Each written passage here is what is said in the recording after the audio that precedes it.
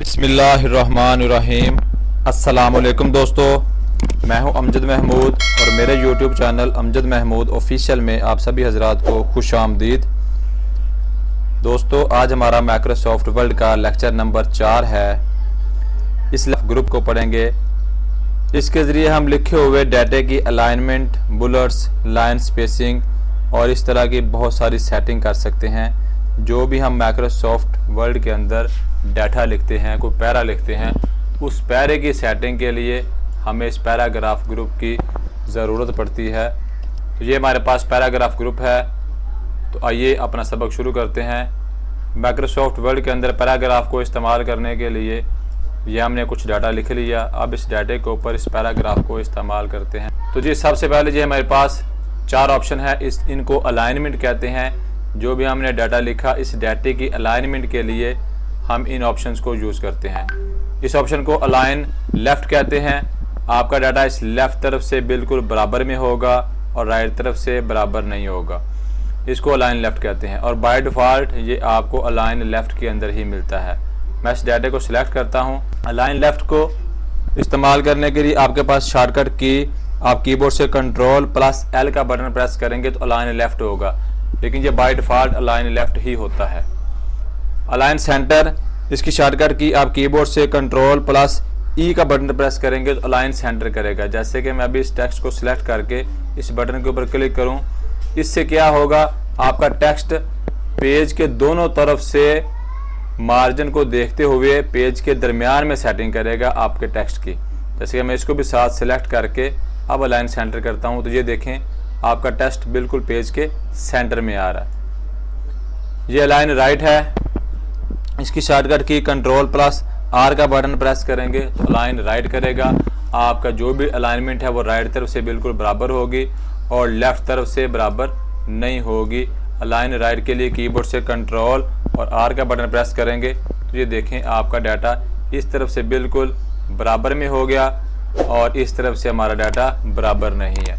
तो ये इस तरीके से आप अपने टेक्स्ट की अलाइनमेंट कर सकते हैं। और ये हमारे पास लास्ट ऑप्शन है, इसको जस्टिफाई की ऑप्शन कहते हैं। Ctrl+J का बटन प्रेस करेंगे तो ये हमारे टेक्स्ट को जस्टिफाई कर देगा। जस्टिफाई मतलब दोनों तरफ से हमारा टेक्स्ट बराबर कर देगा, दोनों तरफ से अलाइनमेंट बराबर कर देगा। जैसे कि अभी देखें इस तरफ से भी हमारी अलाइनमेंट बराबर होगी और इस तरफ से भी हमारी अलाइनमेंट बराबर होगी। तो ये जस्टिफाई के ऑप्शन के अंदर से इस चीज़ को हम इस्तेमाल कर सकते हैं।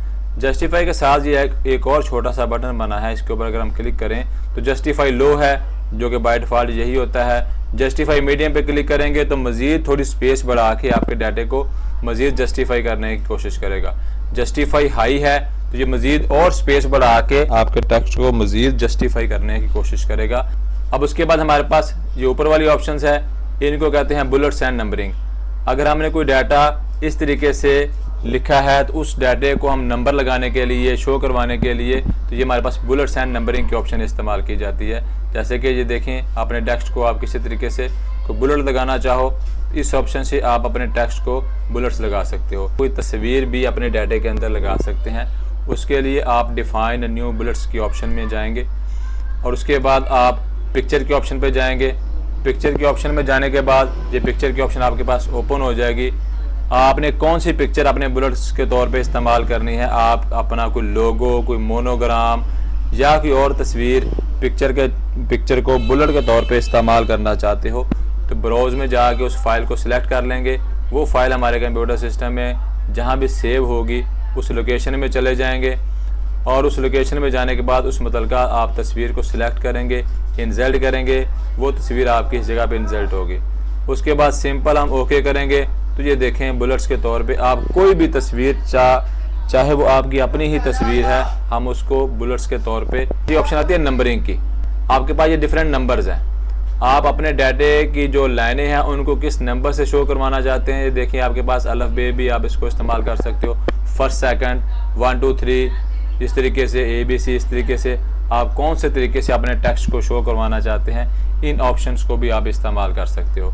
और अगर आप खुद की कोई नंबर लिस्ट तैयार करना चाहते हो तो डिफाइन न्यू नंबर फॉर्मेट, इस ऑप्शन के ऊपर क्लिक करेंगे तो नंबर स्टाइल, इधर से आप मज़ीद कोई स्टाइल सेलेक्ट कर सकते हैं। जैसे कि ये 1 2 3 है, अल्फ़ बे है और इस तरीके से ये गिनती है, ABC है, फिर फर्स्ट सेकंड है, 1 2 3 आप करना चाहते हो तो 1 2 3 के ज़रिए भी आप कर सकते हो, फर्स्ट सेकंड कर सकते हो, 01 001, उसके बाद 0001 सो ऑन।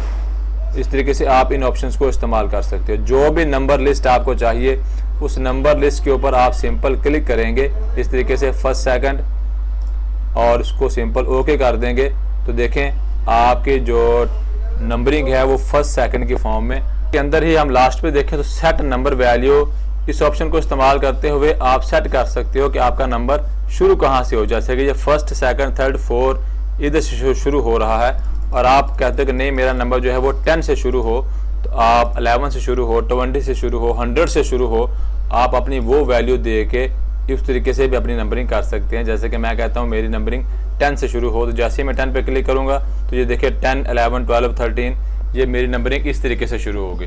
जैसे कि ये नंबरिंग है तो मैं इसी तरीके से आप इसको भी कोई ना कोई नंबरिंग आप ये देखें, आप कोई भी नंबरिंग अपने टेक्स्ट को इस तरीके से इस्तेमाल कर सकते हैं। उसके बाद हमारे पास ये तीसरी ऑप्शन मल्टी लेवल लिस्ट है। मल्टी लेवल की लिस्ट बड़ी ये भी इस्तेमाल में आती है अगर आपने कोई पेपर बनाने हैं, मल्टीपल चॉइस बनाने हैं, और इस किस्म की आप हेडिंग और सब हेडिंग की फिर आगे मल्टी हेडिंग अगर आप किसी तरीके से शो करवाना चाहते हो किसी पेपर में किसी आइटम में, तो उस तरीके से मल्टी लेवल लिस्ट को हम इस्तेमाल कर सकते हैं। उसके लिए हम डाटा इस तरीके से लिख लेंगे मल्टी लेवल के लिए, और डाटा लिखने के बाद देखिए मैंने डाटा को सिलेक्ट किया और मल्टी लेवल लिस्ट के अंदर आके मैं कोई भी मल्टी लेवल लिस्ट को इस तरीके से सिलेक्ट कर लूँगा।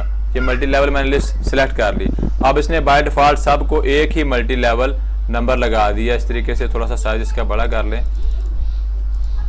अब करेंगे क्या, जैसे कि हार्डवेयर है तो हार्डवेयर एक मेन हेडिंग है और हार्डवेयर के अंदर हमारा कीबोर्ड, माउस, LCD, CPU ये चीज़ें आती हैं।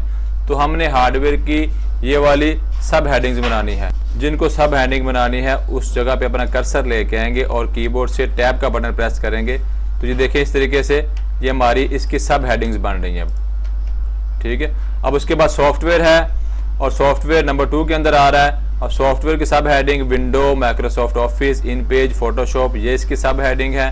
तो सॉफ्टवेयर के ऊपर क्लिक करेंगे, अब विंडो और टैब का बटन प्रेस करेंगे इस तरीके। उसके बाद हमारे पास ये प्रिंटर की ऑप्शन है तो प्रिंटर नंबर 3 हेडिंग आ गया। प्रिंटर के अंदर हमारे पास एक इम्पैक्ट प्रिंटर है और ये एक नॉन इम्पैक्ट प्रिंटर है। तो सबसे पहले इम्पैक्ट प्रिंटर की हेडिंग्स बना लेते हैं। इम्पैक्ट प्रिंटर को हम इस तरीके से टैब का बटन प्रेस करेंगे, ये इम्पैक्ट प्रिंटर आ गया। अब इन इम्पैक्ट प्रिंटर के अंदर हमारी मजीद हेडिंग्स है।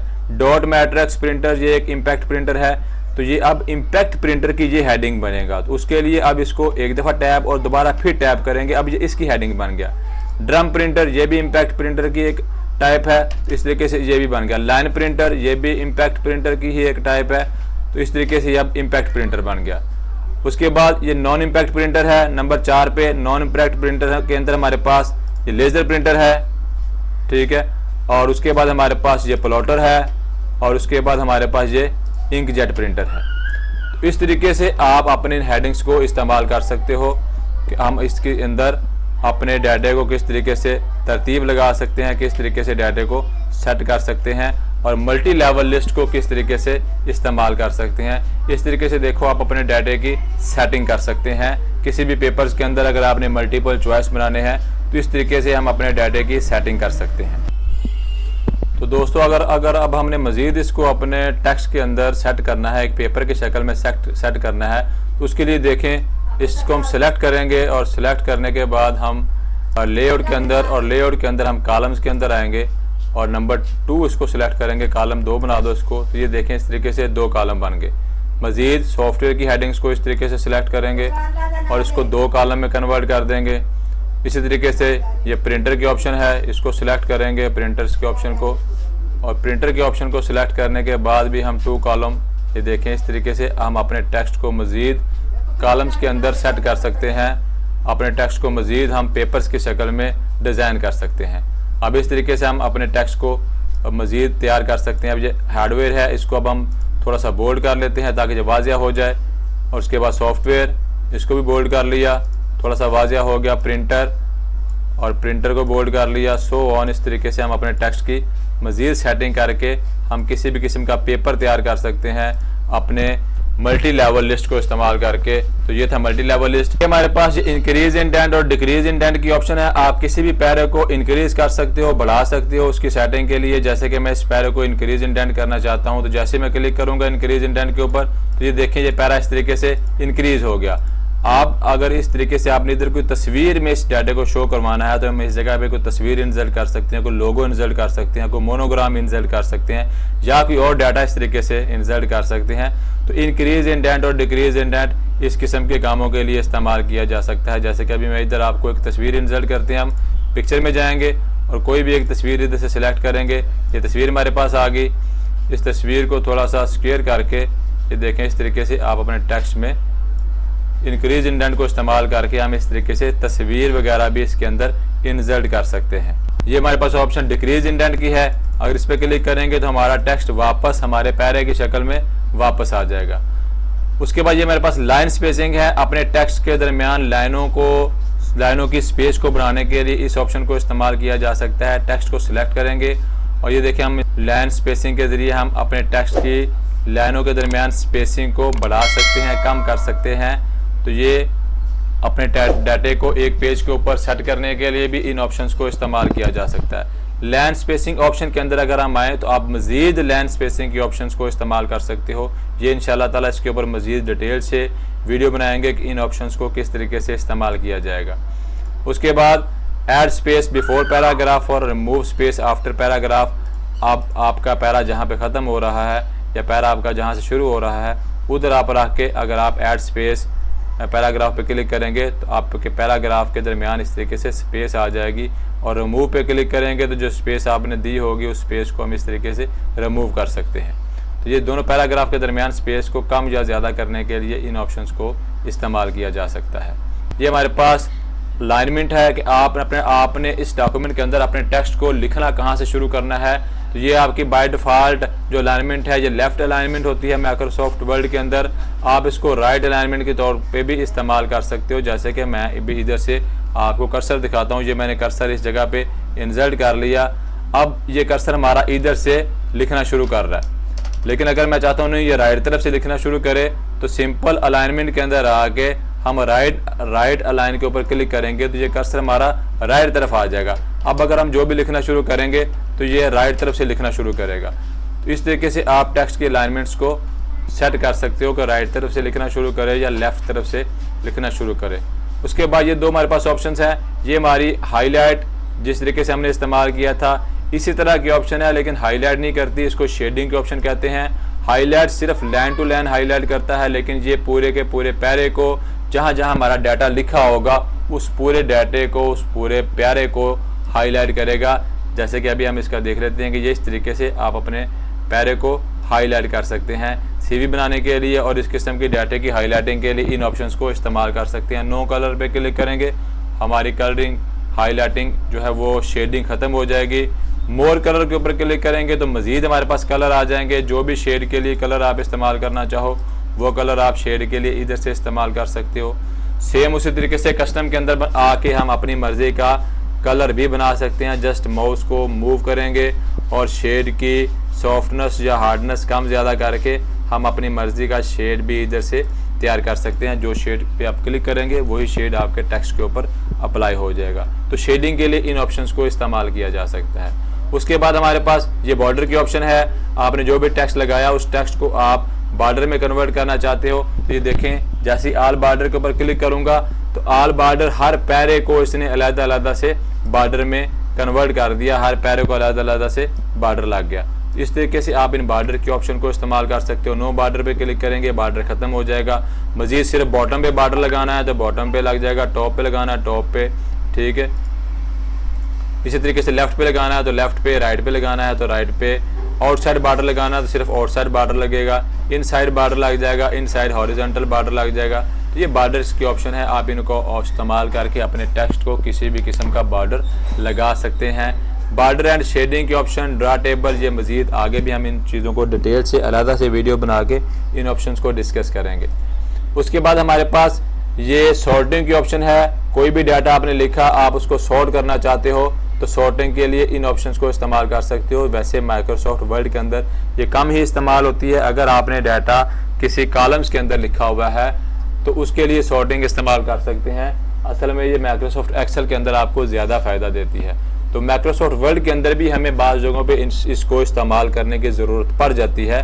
تو سارٹنگ کی آپشن ہے یہ والی ہمارے پاس، تو سارٹنگ کے آپشن کے لیے ہم کلک کریں گے سارٹنگ کے اوپر، تو ہمارے پاس یہ سارٹ ٹیکسٹ کا باکس آ گیا۔ اسینڈنگ اور ڈیسینڈنگ کی آپشن ہے کہ آپ نے جو سارٹنگ کرنی ہے اس کو آپ نے اسینڈنگ مطلب A to Z کرنا ہے یا ڈیسینڈنگ Z to A کی طرف کرنا ہے۔ آپ نے ٹیکسٹ کی مطلب سارٹنگ کرنی ہے یا نمبرز کی کرنی ہے یا ڈیٹ کی کرنی ہے، تو جو بھی سارٹنگ آپ سلیکٹ کرو گے وہی سارٹنگ اس کے اوپر اپلائی ہو جائے گی۔ جیسے کہ ٹیکسٹ ہے، اسینڈنگ پہ کلک کریں گے، اوکے کریں گے تو دیکھیں ہماری ترتیب چینج ہوگی۔ اب A کے حساب سے جو لفظ ترتیب سے آ رہا ہے وہ اس کے C پھر D ٹھیک ہے، تو یہ ABC کے حساب سے جو ترتیب لگ گئی۔ اور اگر Z to A کریں گے، اس کو ڈیسینڈنگ کریں گے تو یہ الٹ ہو جائے گا، پہلے لاسٹ والے فگرز آئیں گے اور اس کے بعد نیچے کو آئیں گے اور بالکل لاسٹ پہ یہ ہمارا A والا جو فقرہ ہوگا وہ لاسٹ پہ آ جائے گا اور Z والا سب سے پہلے آ جائے گا۔ اور لاسٹ میں ہمارے پاس شو ہائڈ کریکٹر کی آپشن ہے، اس کو استعمال کیا جاتا ہے یہ چیک کرنے کے لیے کہ ہم نے اپنے اس ڈاکومنٹ کے اندر سپیس بار کہاں کہاں پہ استعمال کی ہے، پیرا ہم نے کہاں پہ اینڈ کیا ہے، نیا پیرا کہاں پہ شروع ہو رہا ہے، یہ چیک کرنے کے لیے کہ ہمارے ڈیٹے کی الائنمنٹ ٹھیک ہے، کسی جگہ پہ ہم سے ایک سے زیادہ سپیس بار تو نہیں استعمال ہو گیا۔ اس قسم کی چیکنگ کے لیے اس آپشنز کو استعمال کیا جا سکتا ہے۔ آپ سمپل اس کے اوپر کلک کریں گے تو یہ دیکھیں جہاں جہاں ہم نے انٹر کیا ہوگا، نیا پیرا شروع کیا ہوگا، وہاں پہ آپ کے پاس اس طرح کا نشان آ جائے گا، اور جہاں جہاں پہ ہم نے سپیس بار استعمال کیا ہوگا وہاں پہ دیکھیں آپ کے پاس یہ ایک ڈاٹ کا نشان آ جائے گا۔ زوم کر کے دیکھیں تو آپ کے پاس اس طریقے سے ڈاٹ کا نشان آ جائے گا، اور جہاں جہاں سے پیرا ہمارا شروع ہو رہا ہے وہاں پہ اس طریقے سے یہ والا نشان آ جائے گا۔ تو آپ کو نظر آ رہا ہے کہ ہم نے کہاں کہاں سے پیرا شروع کیا، کہاں ہمارا پیرا ختم ہو رہا ہے، کہاں کہاں ہم نے انٹر استعمال کیا ہے، کہاں کہاں پہ ہم نے سپیس بار کو استعمال کیا ہے۔ تو یہ شو ہائڈ کی آپشن اس قسم کے ورکنگ کے لیے استعمال کی جاتی ہے۔ تو دوستو یہ تھا ہمارا مائکروسافٹ ورڈ کا لیکچر نمبر 4، جس کے اندر ہم نے پیراگراف کو دیکھا۔ پیراگراف کی مزید سیٹنگ اس آپشن کے اندر ہم انشاءاللہ اس کے اوپر علیحدہ سے ویڈیو بنائیں گے۔ تو ملتے ہیں نیکسٹ ویڈیو کے اندر، تب تک کے لیے اللہ حافظ۔